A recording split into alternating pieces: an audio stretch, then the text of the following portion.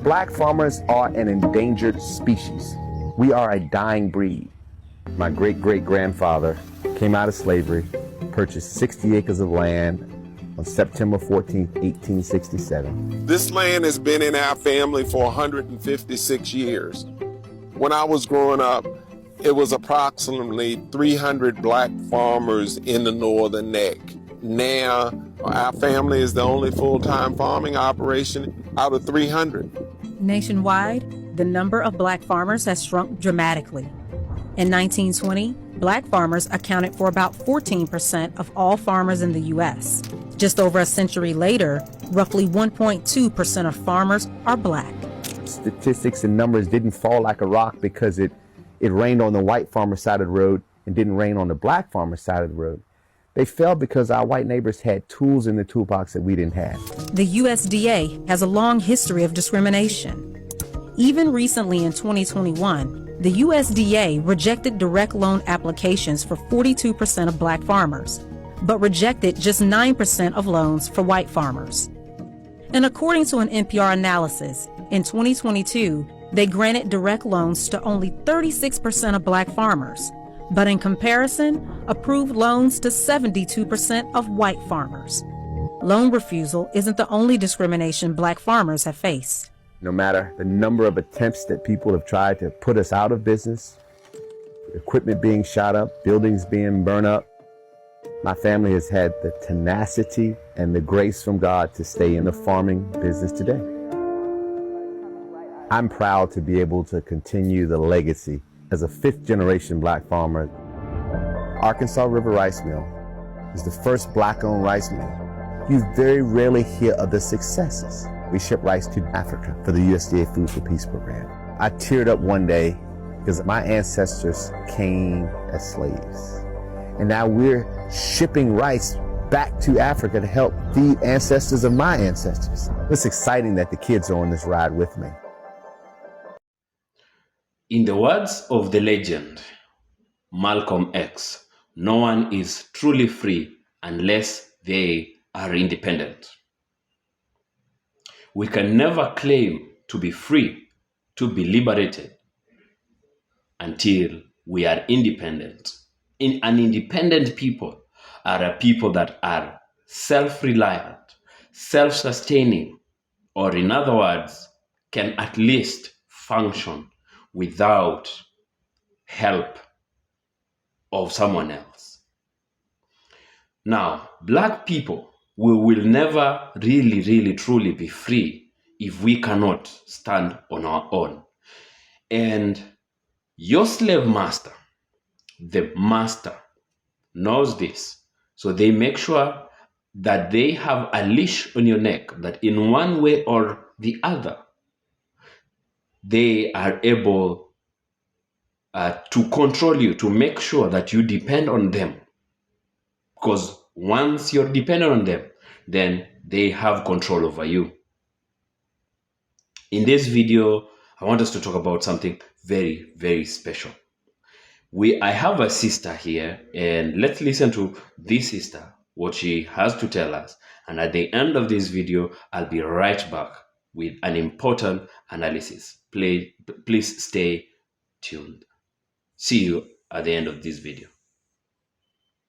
We have to protect our black farmers, and more of us need to become farmers, as prices of food will continue to rise. We already have food deserts and food insecurities to contend with in our black community, so it's time to stay focused and get involved. Black farmers have played a critical role in the agricultural development of the United States, contributing significantly to the economy, culture, and the agricultural industry. George Washington Carver, a renowned agricultural scientist and inventor, is credited with creating several innovations in farming tools and practices. While he did not invent the plow itself, Carver's work in improving agricultural practices helped to optimize the use of plows for crop rotation and soil conservation. John Lee Love invented the portable pencil sharpener, but he also developed the mechanical cotton picker, which greatly improved cotton harvesting efficiency. His invention helped replace the labor-intensive process of picking cotton by hand and changed the agricultural industry. Then, in 1887, Joseph E. Lee patented a device that made planting crops easier. A seed sower allowed farmers to plant seeds evenly and efficiently, saving time and labor during planting seasons. This innovation helped increase productivity in farming. John Standard. Then you got John Standard, another black inventor, improved upon the design of the lawnmower in 1899. His patent included a mechanism for the mower's lubrication system, making it more efficient and effective in cutting grass. This innovation contributed to farming as well as landscaping practices. Then we have Henry Blair. Henry Blair was one of the first black Americans to receive a U.S. patent, which he received in 1834. His innovative potato planter, the device was designed to plant seeds more efficiently, significantly improving potato farming by increasing planting seed and accuracy. Henry Blair also patented a corn planter in 1936, which allowed farmers to plant corn more efficiently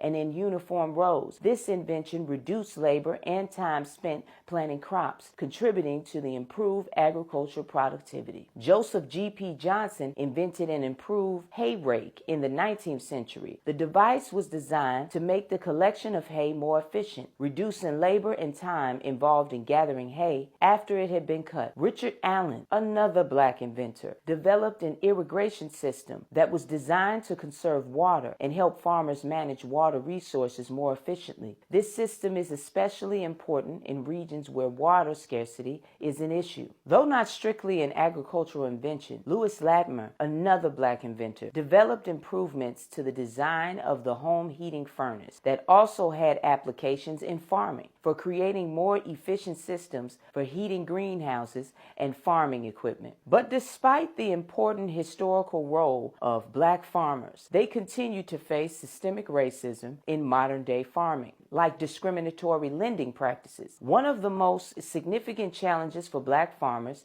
is access to loans. The USDA's long history of discriminatory practices, including denying loans and assistance to black farmers or offering them less favorable terms, has led to many farmers losing their land. Even today, black farmers face difficulties securing loans from banks and financial institutions due to both racial bias and systemic inequalities. Many black farmers have been unable to keep their land or pass it down through the generations. This issue of land loss has been exacerbated by inheritance problems, where family land is divided and sold off, leaving descendants without access to the land that their ancestors worked and died for. Because there are people not given the right information or resources to keep their land in the first place. Black farmers have often been excluded from USDA programs designed to support farmers and ranchers. There have been instances of racial discrimination where black farmers did not receive equal treatment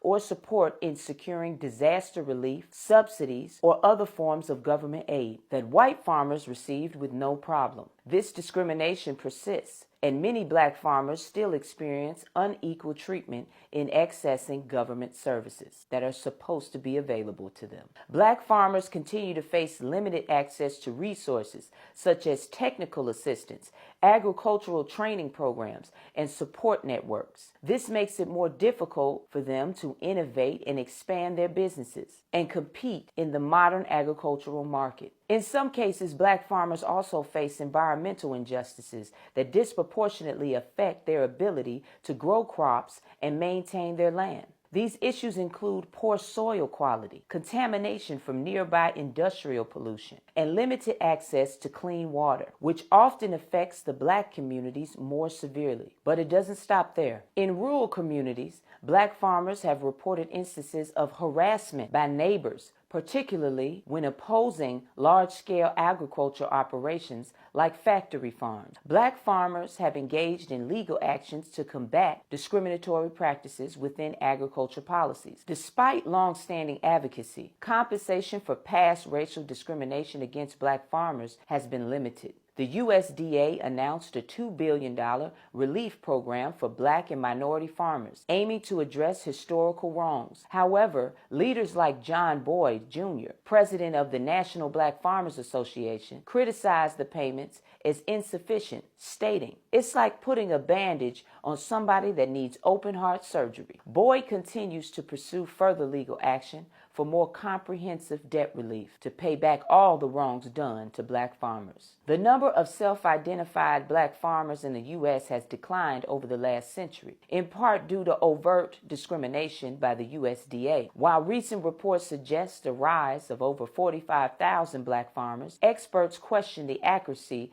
of these figures, suggesting that they may be inflated due to the census mythology. This discrepancy highlights ongoing challenges in accurately representing and addressing the needs of Black farmers. These reports underscore the persistent issues of harassment, discrimination, and systemic inequities faced by Black farmers in the U.S. Addressing these challenges requires comprehensive policy reforms, accurate data collection, and sustained efforts to ensure fair treatment and support of Black agricultural communities. So let's recap. Black farmers have made immeasurable contributions to U.S. agriculture, but they continue to face challenges due to systemic racism and historical inequalities. However, their resilience and the work of numerous organizations dedicated to supporting them are helping to ensure that Black farmers have access to the resources and advocacy they need. By addressing the issues of land loss, discriminatory lending, and unequal access to government programs. But more of us need to get in the fight to not only protect our Black farmers, but also to make sure that their produce is where we spend our Black dollars for meat, fresh fruit, and vegetables. Circulating our Black dollars is crucial to our Black liberation. There's nothing we can't accomplish together, and they know it. Now, we need all of our people to know it and act accordingly. Share this video with as many of us as humanly possible to make sure that we're getting the right information out to our people. I love you, Black man. I love you, Black woman. Knowledge is power. Power to the people. Okay, so right there you've had that sister, and what this video is about is the need for self-sustenance by you, Black people, because that is the beginning of freedom. No amount of fight we can fight, no amount of fight we can put up that will win us freedom and liberty for all Black people across the world if we are not independent. And just to put things right, in the struggle for freedom, in the struggle for liberty and independence, sometimes the most important things just bypass, just slide under our noses without us realizing that we have set our priorities wrong. For example, in this video, we are talking about agriculture and food security. You know that agriculture, as old as humanity, is the backbone of existence of humanity, not just humanity, but the existence of any living animal, any living creature, We, as Black people, must first and foremost, first things first, ensure that we are self-reliant when it comes to food. We are food secure. Mind you, there's no fight we can go to on empty tummies. These are the smallest things, but that matter the most. And sometimes we just forget to pay attention to such things. In such economic times like this that we are going through globally, where our purchasing powers are quickly shrinking, and inflation is through the roofs, it's time to think twice. With such systems that are designed to oppress you, to put you down, by providing even unhealthy foods to make you less resilient, it is time to think twice. We have enough reasons for us as Black people to prioritize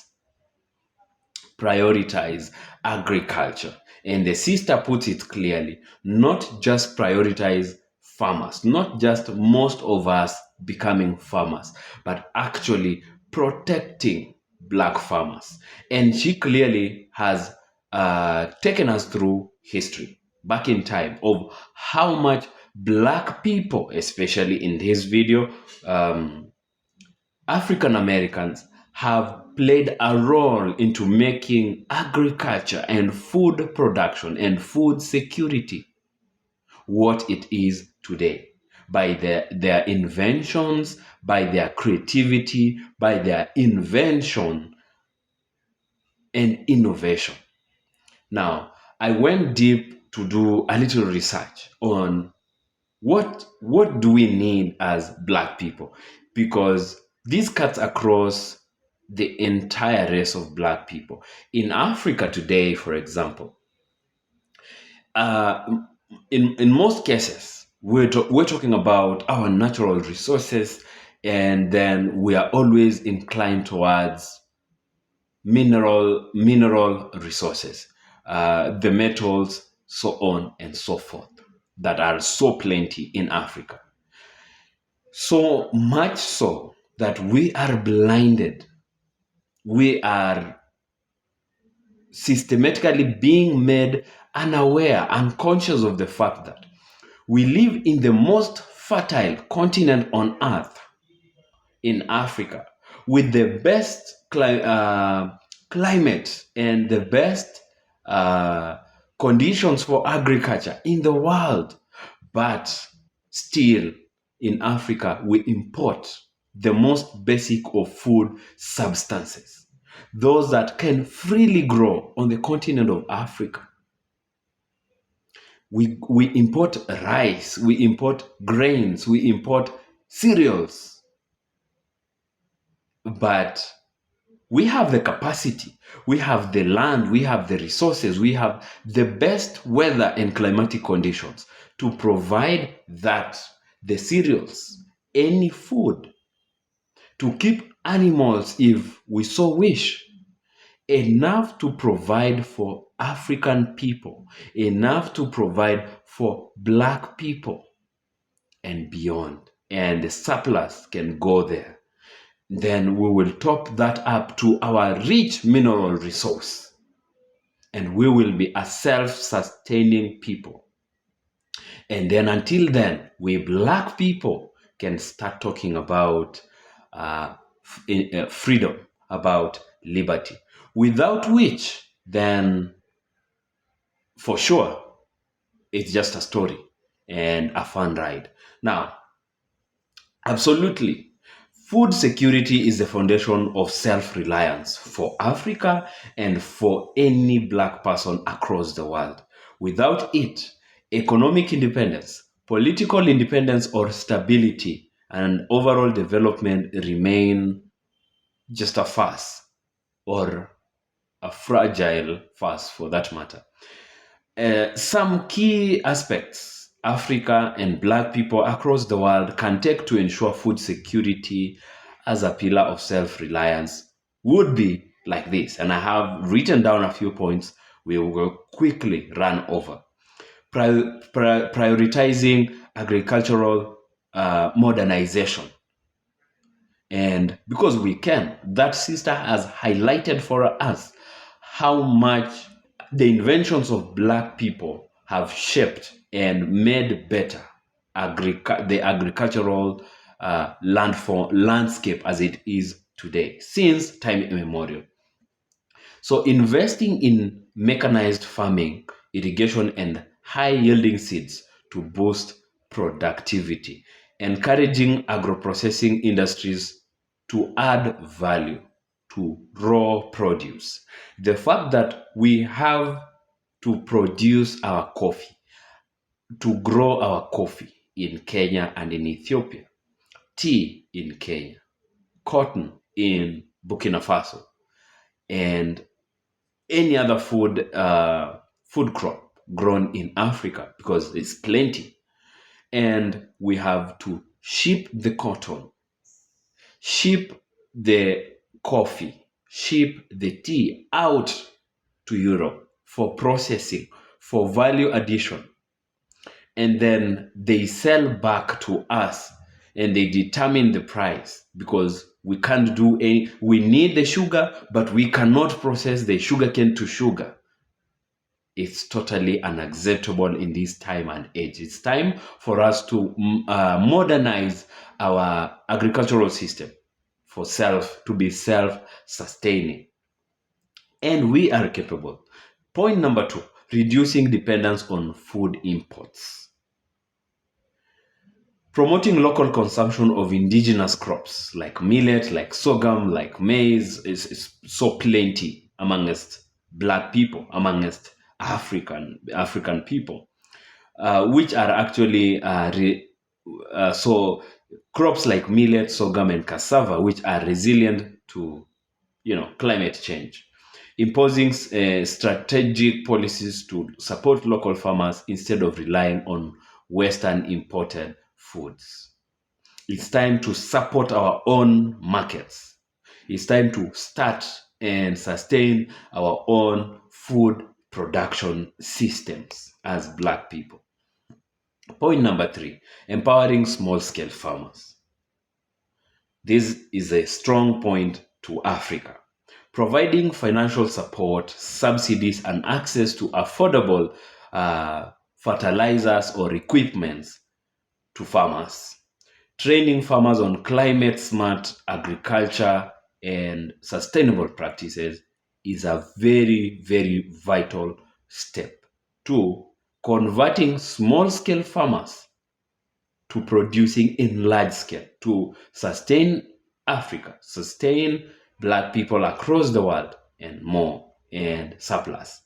Number 4, land ownership and utilization.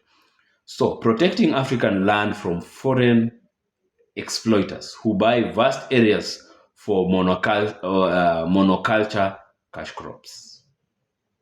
Encouraging young people or the youth to engage in agriculture through incentives and modern farming technologies. Now, talking about land, it is time to protect our agricultural land. And so South Africa has recently been on the spotlight for trying to take back land from white exploiters who own 70%. 12% of South African white people own 70% of available agricultural land, of which you'd find a white family in South Africa owns tens of thousands of agriculturally viable land.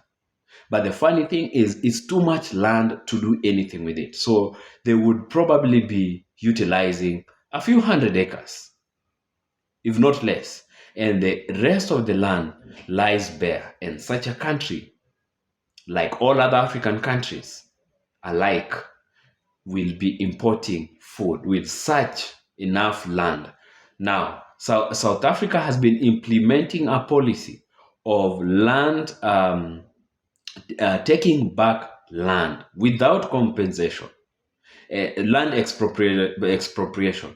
And you have seen how the white people of South Africa, including those that are out of South Africa, Donald Trump and Elon Musk, have been furious about Black people taking back land, their own land, to put it into productive use. Another point, we have to strengthen regional trade and cooperation. Implementing the African Continental Free Trade Area to facilitate intra-African agricultural trade, reducing reliance on the West and food aid from the West, and building regional food reserves. Look, the menace of African intercontinental trade, intercontinental relations. It is it is so ironical. It's like a curse that we cannot do have a free trade area. As an African continent, it is so hard to break the barriers of colonial borders just to traverse Africa, to trade amongst ourselves. So hard that sometimes it becomes easier. Not sometimes. In most cases, you'll find that it is easy to leave one African country, go to Europe, and then take a connecting flight back to another African country. While it should have been our first priority to be able to move from one black country, including moving from Africa to the Caribbean, should be the easiest thing for us, probably visa-free, than going to Europe or to China or to America, for example. It is ironical, and it is time to break those colonial barriers, because the borders we have in Africa today, the borders that are there in the Caribbean, the borders dividing black people were instituted by the white people who clearly knew what they were up to. Let's talk about another point, and probably the last, not the least: political will and policy reform. African leaders must prioritize agriculture in national budgets instead of focusing on, imported policies dictated by the West. It's time to challenge that narrative. Strengthening food sovereignty by discouraging dependency on Western institutions like the IMF, the World Bank, so on and so forth, for food-related policies. And that's why we in Africa, young people in Africa, love what Ibrahim Traore is saying. No to Western aid in form of loans that actually never ever are prioritizing what Africans need the most. It is time to kick out the IMF, the World Bank, if the only advancements in terms of their alleged help, which is not help, we know, is towards things that do not actually give us independence. Food security is the first independence we need as a people. Food security is not just about survival, it is about sovereignty. A continent or a community that's black people across the world that cannot feed itself will always be at the mercy of those that can feed you, or external powers, or the West, the US aid, so on and so forth. Africa must break free from food dependency and reclaim its dignity through self-reliance in agriculture. This is a very, very vital debate. One that sometimes we forget to, because we politicize everything. We talk about political stuff so much and all the time. And what we don't realize is the system has been designed to distract us from things that matter the most. Things that matter the most. That we need to be in our discussions of liberation, black empowerment. The first thing is to be independent, to be self-reliant. Food security comes top of the list. I don't know what you think about this. I'd really love to hear your take on this video of today, or what you have to say about it. Please go ahead and share this video with your friends and your family and everybody. And please subscribe to this channel if you have not. Till next time, I will be happy to see you in the next video. Peace out.